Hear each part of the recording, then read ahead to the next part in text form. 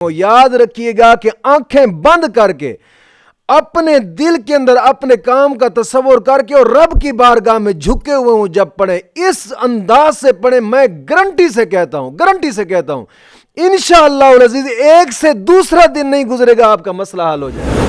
یہ اتنا پاورفل وظیفہ ہے نا، کمال طاقت والا وظیفہ ہے، اولیاء اللہ کا ازمایا ہوا وظیفہ ہے. ایک مرتبہ آپ کر کے دیکھیں، انشاءاللہ العزیز کامیابی حاصل ہوگی. الحمدللہ رب العالمین والصلاة والسلام علی سید الانبیاء والمرسلین، اما بعد فاعوذ باللہ من الشیطان الرجیم، بسم اللہ الرحمن الرحیم، اہدنا الصراط المستقیم، صدق اللہ مولانا العظیم. روحانی پاورفل وظائف میں سے آج ایک اہم سبق دوستوں کی نظر کرنا ہے جو کہ بڑا ہی اہم سبق ہے. اولیاء کرام، علماء کرام کا ایک مجرب شدہ وظیفہ ہے جو کہ آج کا دوستوں کی نظر کرنا ہے. یاد رکھیے گا کہ بزرگ علماء فرماتے ہیں کہ اولیاء اللہ کے عرش کو ہلا دینے والا وظیفہ، دنیا میں کوئی بھی جائز کام ہو، جائز کام کے لیے وظیفہ ہے کہ جائز کام آپ کا نہیں ہوتا تو یہ چند الفاظ ہیں کہ یہ الفاظ پڑھ کر بس اللہ کے سپرد کر دیں، انشاءاللہ العزیز کام ہوگا. دوستو، بزرگ علماء فرماتے ہیں کہ اپنا کوئی کام بھی ہو، اللہ رب العزت کی بارگاہ میں اس کام کو پیش کریں، بشرطے کہ جائز ہو. ناجائز کام رب کی بارگاہ میں نہ مانگا کریں. ناجائز کام جو جائز ہوں، شریعت کے مطابق ہوں، وہ کیا کریں. لیکن اس وظیفہ کو بتانے سے پہلے میں عرض کرتا چلوں کہ نماز کی پابندی لازمی کریں، اور ہر نماز کے بعد 11 مرتبہ کلمہ طیبہ اور 11 مرتبہ درود پاک، یہ اشد ضروری ہے. یہ پہلی شرط ہے اس وظیفہ کی. اور دوسری شرط اس وظیفہ کی یہ ہے کہ اپنے ہر گناہ سے توبہ کریں. ہر گناہ سے، اپنے گناہوں سے توبہ کریں اور کوشش کیا کریں کہ اللہ رب العزت کی بارگاہ میں توبۃ نصوحہ مانگا کریں.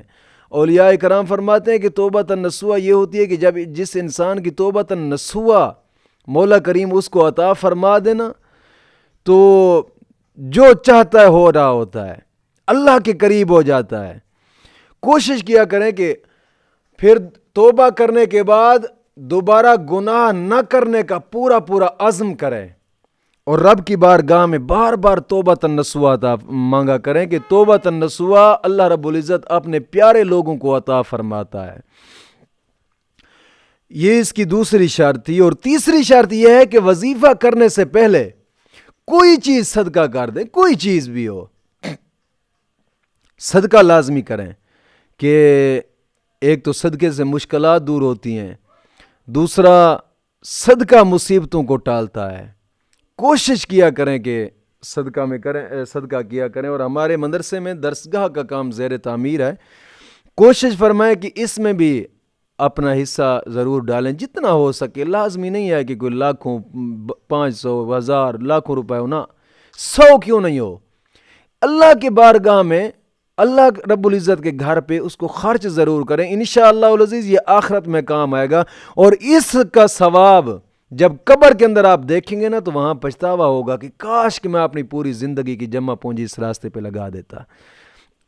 کوشش فرمائیں اس مقدس کام میں بھی اپنا حصہ ضرور ڈالیں. اور یہ شرائط جو میں نے اس وظیفے کی شرائط، ان شرائط کے ساتھ اس وظیفہ کو کریں، انشاءاللہ العزیز کامیابی حاصل ہوگی. وظیفہ یہ ہے کہ آپ کوئی بھی ٹائم مقرر کریں، کوئی بھی وقت مقرر کر کے 2 رکعت نماز نفل حاجات پڑھیں. 2 رکعت نماز نفل حاجات پڑھ کر اس کے بعد 141 مرتبہ 2 الفاظ یہ پڑھنے، یا رحمان یا رحیم. یا رحمانو یا رحیمو، یا رحمانو یا رحیمو، یہ دو الفاظ پڑھیں 141 مرتبہ پڑھ کر، پھر اس کے بعد 201 مرتبہ آیت کریمہ پڑھنی ہے، لا الہ الا انت سبحانک انی کنت من الظالمین، لا الہ الا انت سبحانک انی کنت من الظالمین۔